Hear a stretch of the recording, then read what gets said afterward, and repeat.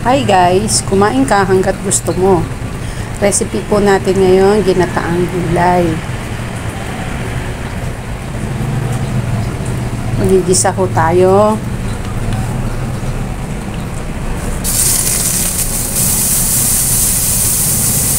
Ang usok, no? Takas ng apoy.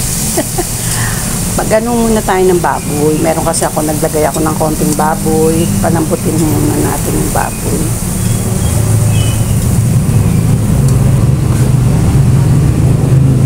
Pag medyo brown na ho yung baboy, magigisa na tayo ng sibuyas, ng bawang, tsaka kamatis.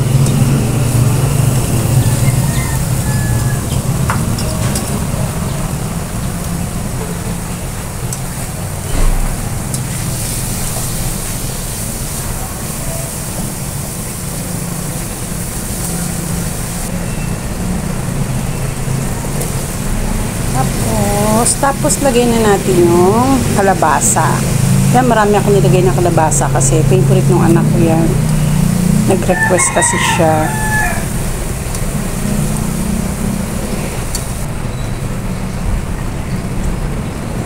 Tapos yan, may problema sa sa takip. Kayo naman pag magluluto kayo, syempre medyo dapat nakataklob talaga. Maliit yung takip namin eh.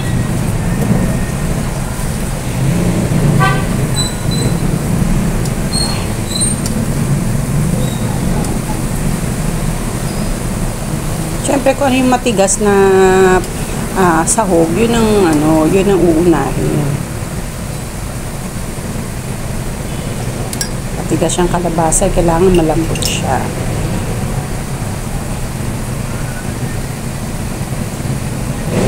Tapos naglagay ako ng isang kutsarang bagoong. Meron kami bagoong, kami nagluto niya. Hindi na rin ako naglagay dyan ng asin o kasi di ba maano na yung bagoong, medyo maalat na. Pero pag nagluluto ka, lagi mong titikman yung luto mo. Baka naman kulang sa tabang, kulang sa asin, matabang, o gano'n. Ako okay na yun sa akin, isang kutsarang bagong alamang. Yan, yung para sa kare-kare. Yan.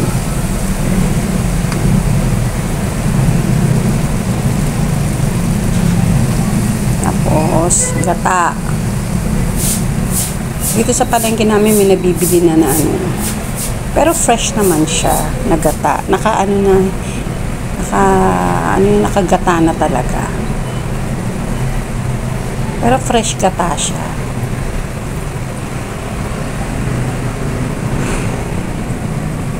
Sa palengke namin mabilisan eh. Hindi ka na magpapakayod. Na. Sarap yan, no? Kulang na lang alimasag, no? Wala kasi alimasag eh. Dapat lalagyan ko eh. Wala raw huli, sabi doon sa palengke. Yan, pwede naman yan dagdagan yun ng tubig. Dinagdagan ko yan ng tubig, mga 2 cup siguro. 2 cups of water nilagay ko dyan para medyo lumambot yung lumambot yung kalabasa. Tapos, ilagay na yung mga sari-saring gulay.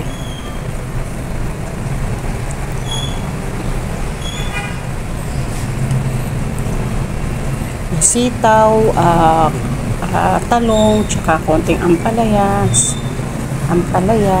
May nabibili na isang isang balot. Yan. Tapos nagdagdag na lang ako ng kalabasa. More on kalabasa, mas masarap. Naglagay ng isang paketeng Magic Sarap. Kaya hindi na ako naglagay ng asin kasi di ba maalat-alat na rin naman yung magic eh. Tsaka nung tinikman ko, okay naman na siya. Kaya hindi na talaga ako naglagay. Yan, di ba? Yan, dapat ganyan yung yung kalabasa niya, malambot-lambot. Halos madurog na siya. Yan ang masarap. Tapos naglagay ako ng siling haba. Yan, kain na tayo. Sarap yan.